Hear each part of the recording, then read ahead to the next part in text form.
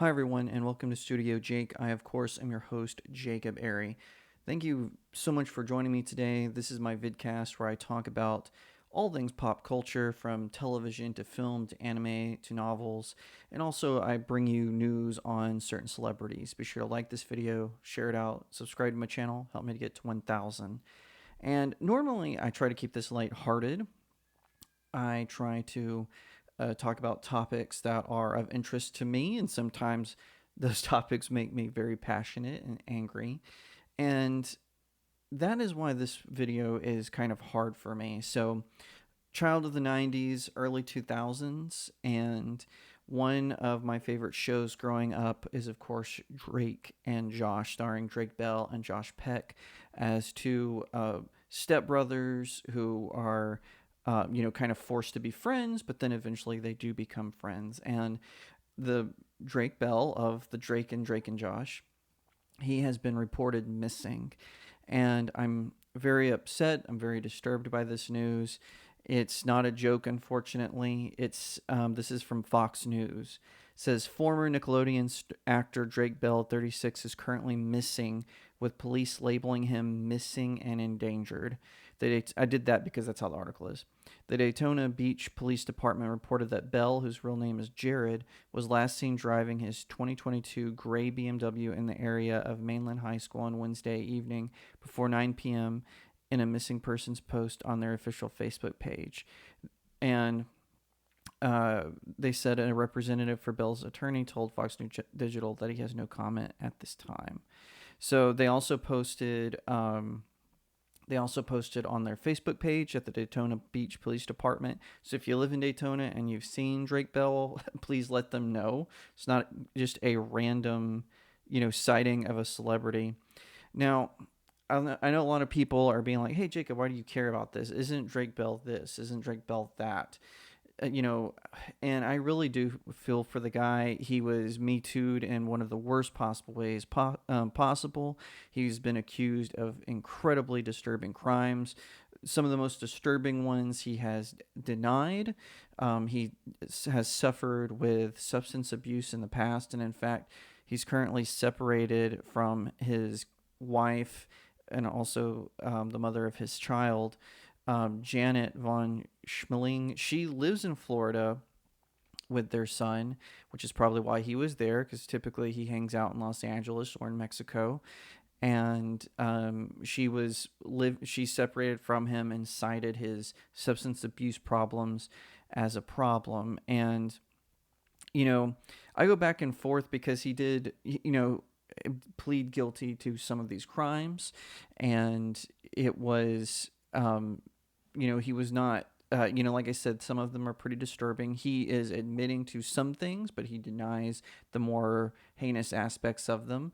And as far as I can tell, like I said, he pled guilty. He took a probation period and community service hours, I believe. That's what kind of makes me think that the DA didn't really have any evidence. It was more of a threat to run his name through the mud if he didn't plead guilty. This is a common tactic of DAs when they target celebrities. They'll say, "Hey, we're going to run your name through the mud if you don't plead guilty."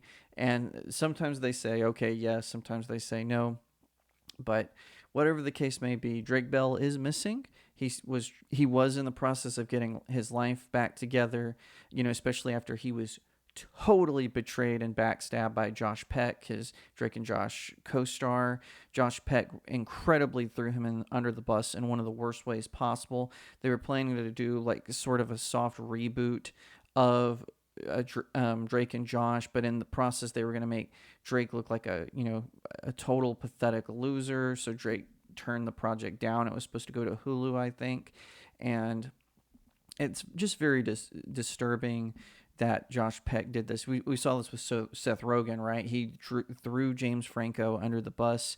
Franco got Me Too'd for a variety of reasons, and then Seth Rogen immediately throws him in the bus. And in both Josh Peck and Seth Rogen's case, we saw that, we saw that their partners were the real talent. Drake, obviously the real talent of Drake and Josh. All the buddy films that Seth Rogen and James Franco were a part of. Clearly, Franco was the actual genius behind those projects.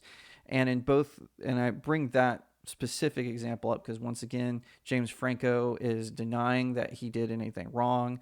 Same with Drake Bell. He said that he did do some inappropriate things in the crimes that he is accused of. The reason I'm being vague about them is you have to be careful what you see on YouTube. Just saying so and so was accused of insert heinous crime here can get you censored.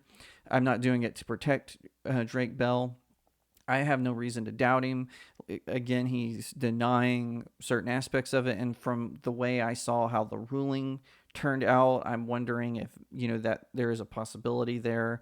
Um, Whatever the case may be, I hope that he gets the help that he deserves, that he needs, and that he can, whatever the case may be. There's been rumors that he was kidnapped, and if I don't know if that is true. Like I said, that is a rumor, but that is a rumor. I don't know who would want to kidnap him, other than just maybe a crazed fan of his or whatever. But whatever the case may be, I hope that he is found, that he is okay, that he can get the help that he needs because he's got a wife and son that he has to take care of. So, and if we find out more along the lines that other crimes that he was accused of did in fact happen, that he will be properly processed in the criminal justice system. But I'll update you more as more information comes in. As in the case with Jeremy Renner's accident, I probably won't do like a minute by minute update. I'd hate it when YouTube people do that, but when there's something more concrete, I will definitely update you, even at least in a YouTube short. So, like I said, I hope he's found, safe, and that everything is okay.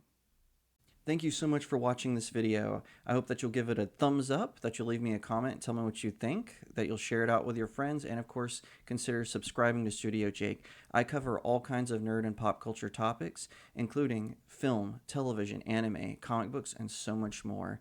I hope that you'll also head over to my main website, StudioJakeMedia.com, where I have even more news, views, and commentary. Also, if you'd like to support the channel, head over to my locals page. That's studiojakemedia.locals.com. It's the best way to support me. I'm trying to build a little community there. I have exclusive reviews and articles, so definitely head over there and check it out. And I'll see you next time right here on Studio Jake.